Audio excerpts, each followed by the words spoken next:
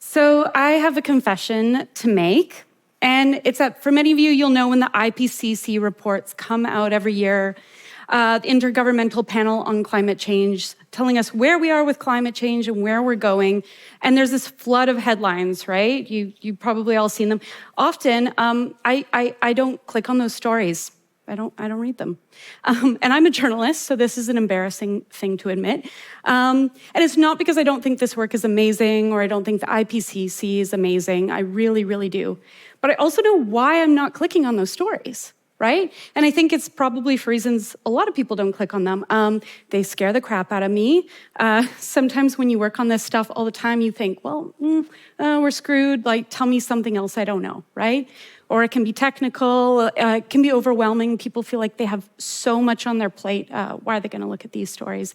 So that's a challenge. It's a challenge for journalists, but it's also a challenge for all of us because I think the more that we know about climate change, the more that we read climate change or consume climate change news, the more that we know about climate change. So I work at the Reuters Institute, and our researchers saw in 8 countries when people consume climate news weekly instead of monthly, they know things like climate change is affecting my health right now instead of in the future. Or rich, more polluting countries bear more responsibility for climate change than the poor ones who did less to cause it. But we know that the more they consume climate change news, the more that they actually know. So I'm from Calgary, Alberta. It's an oil and gas city. I'm from an oil and gas family, and I got into covering climate change because I covered the energy industry. I covered the big oil and gas companies. And when I was covering climate change, I could see that I was having the same problem, right? I could see that people weren't clicking or reading my stories. Sometimes as a journalist, you see behind the veil of what people are clicking on. It's a very traumatic experience.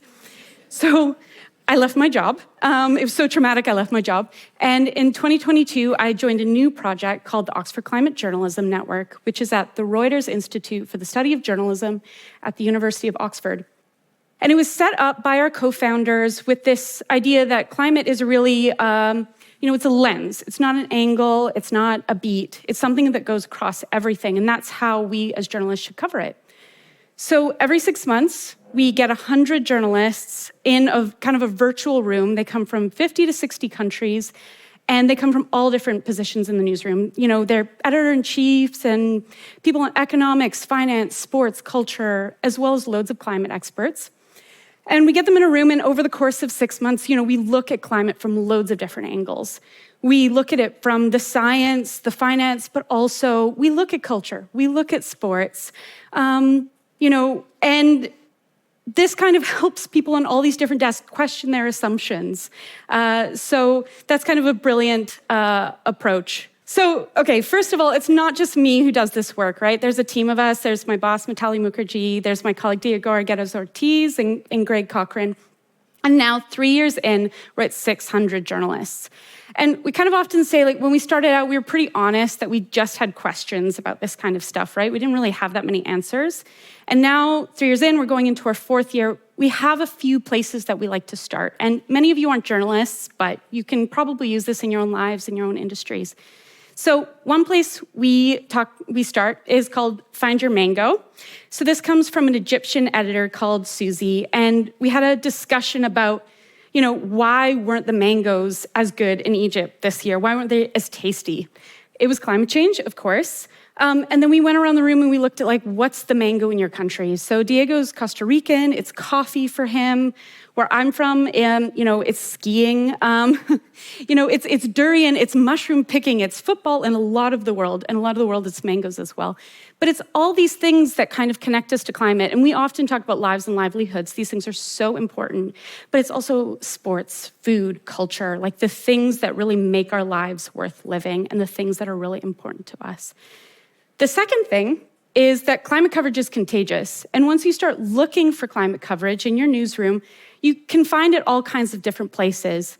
So sometimes people come to Diego and I and they say, we're going to start a climate desk, or should we hire reporters, or what should we do? And we say, okay, a lot of what other newsrooms have done a lot of the time is they've taken an inventory and they look at what they're already doing. And often there's way more than you would expect. So local reporters, they're covering water issues, they're covering city hall questions, Business reporters are covering energy prices, they're covering insurance, sports reporters are covering like when it is too hot to have, a kid's Little League game, this kind of thing. And actually, journalists are doing this. So one great example is AFP, where they have a style guide that connects, extreme weather events with when they can connect it to climate change. What's the link that they can make, which is something a lot of journalists are grappling with. And Yvonne Caron, who is in charge of the climate strategy at AFP and is one of our members, he's also in charge of kind of bringing climate training to everybody in AFP. And this is something a lot of newsrooms are doing. And what they've realized is it's not always about the big climate story, right? It's often about taking these stories, adding a little bit of context, a line, a paragraph. It's all about like connecting the dots, giving the readers and the audience that context. So the third thing we suggest is be proactive. A lot of climate coverage, it used to be the science reporters were sitting over here. They knew what was going on. They had this very difficult job. And then every time there was a climate disaster, it was over here, bang, bang, bang, react, react, react, right? And we weren't often making this connection. But the world has changed, and we know this stuff is coming. So I'm Canadian, we know the wildfires are coming, right? For most of the world, we know the extreme heat is coming every single year. And if we know stuff is coming, like we have no excuse not to kind of prepare. And not just in the really long term, but like, for next month or next summer. And this is also something newsrooms are doing. And we often compare it to like the Olympics or the election. So in the Indian elections earlier this year, extreme heat was a huge, huge, huge factor for the people in the polling booths, but also for the journalists who are covering it, who are often getting heat stroke. But it was also an issue in Paris this summer. What does it mean if it's 40 degrees in Paris, which is, super likely? What does it mean for the athletes? What does it mean for the crowds? So when I say this, I often like to mention a couple stories that I really love. One of them is a story called The Great Electrician Shortage by David Owen at The New Yorker. And it's a story about how, in the energy transition, we need to electrify everything, right? So we need loads of electricians. And it's a story about the energy transition and climate change, but it's also a story about job choices and the labor market and what people should do with their lives and what you should study at university. And another thing I like to mention is a little series called Climate Heroes, which is at the Irish public broadcaster RTE under a lovely guy called Philip Bromwell, who's also an alumni of ours. And they're these little social first videos, very, very short. And they're about people doing stuff in their communities. So they're about a climate comedian going on the road. They're about a professional rugby player turned climate activist. There's loads of biodiversity stories. There's loads of stories about local businesses changing how they deal with waste. And they're like very easy to binge and they make you feel good. And the question there is not really about, should we not do the big, hard-hitting stuff? Should we not cover the IPCC? It's like, this is so big now, we should do both, right? And a lot of these stories, as simple as they seem, they go back to something that I was taught when I started journalism school, which is that, one of my first professors would have us write on the top of the paper, he'd say, a story is someone doing something because. Someone needs to be doing something. There needs to be agency. Something needs to be happening. So when I say all of this, it sounds like super simple and like, oh, it's so easy. And obviously in a lot of this work, it can feel like the boundary for success is so high, it's stopping climate change, right? So anything short of that can feel like a failure. And I think that's something that climate journalists are grappling with every day, like what that feels like. But just because the boundary is so high, for journalists, when we're looking at what's our role here, and it's providing good, useful information, can help people make really, really tangible, really important choices about their lives, right? About, is it safe to go to the park today with their kids? Is it too hot? What should they do with their careers? What does the future kind of hold? These are really tangible decisions.